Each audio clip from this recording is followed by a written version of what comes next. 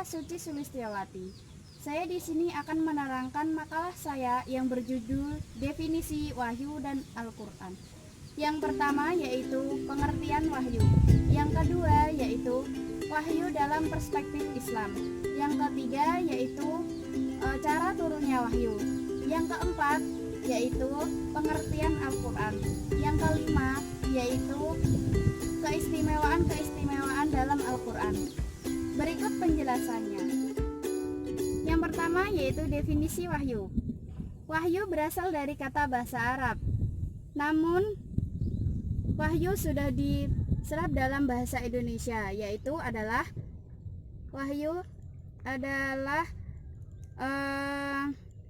memiliki arti petunjuk dari Allah yang diturunkan hanya kepada nabi dan rasul. Ibnu Manzur mengatakan bahwa wahyu berasal dari kata al-wahyi. Di sini diterangkan bahwa wahyu mempunyai beberapa makna. Yang pertama yaitu wahyu adalah indikasi, tulisan, pesan, ilham, dan ungkapan yang tersembunyi. Yang kedua yaitu wahyu dalam perspektif Islam. Wahyu dalam perspektif Islam ini dibagi menjadi 5. Yang pertama yaitu wahyu dalam perspektif Islam sebagai ilham fitri. Terdapat dalam Quran surat Al-Qasas ayat 7. Di sini wahyu diberikan kepada ibunya Musa. Yang kedua yaitu ilham sebagai naluri.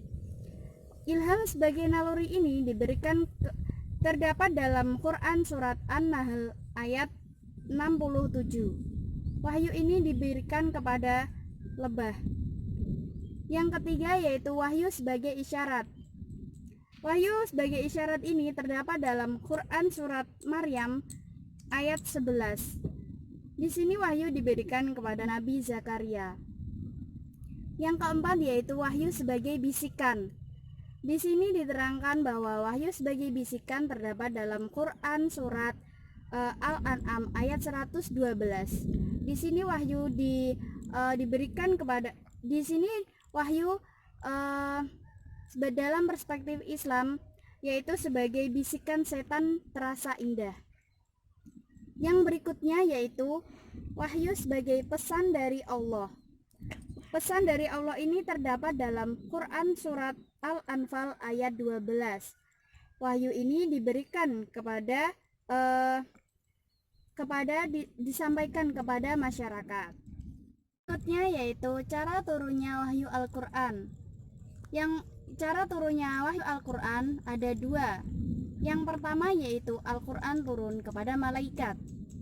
Al-Quran turun kepada malaikat melalui Allah berbicara langsung dan didengar oleh malaikat. Jadi Allah menurunkan wahyu terlebih dahulu kepada malaikat. Dan ini Allah berbicara langsung kepada malaikat.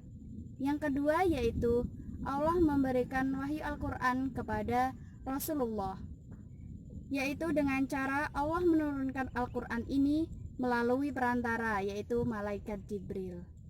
Jadi Al-Quran ini turun kepada Nabi Muhammad melalui malaikat Jibril. Definisi Al-Quran. Al-Quran yaitu dari kata masdar qara'a yang berarti bacaan. Diterangkan pula bahwa Al-Quran berasal dari kata al-qar'u, bermakna jamak atau kumpulan. Menurut istilah, Al-Quran adalah kalamullah yang diturunkan kepada Nabi Muhammad untuk rakyat sejagat dan sebagai mukjizat sesuatu kalimat bacaan dan membacanya adalah ibadah. Beberapa keistimewaan dalam Al-Quran sebagai berikut. Yang pertama yaitu Al-Quran sebagai mukjizat. Al-Quran diturunkan kepada Nabi Muhammad adalah sebagai mukjizat. Yang kedua yaitu kebenarannya adalah mutlak. Kebenaran mutlak yaitu adalah kebenarannya yaitu sudah hak dan kebenaran itu adalah kebenaran yang sebenar-benarnya. Yang ketiga yaitu keistimewaan dalam Al-Quran adalah membacanya sebagai ibadah. Jadi, saat kita membaca Al-Quran, itu adalah sebuah ibadah. Sekian dari saya. Wassalamualaikum warahmatullahi wabarakatuh.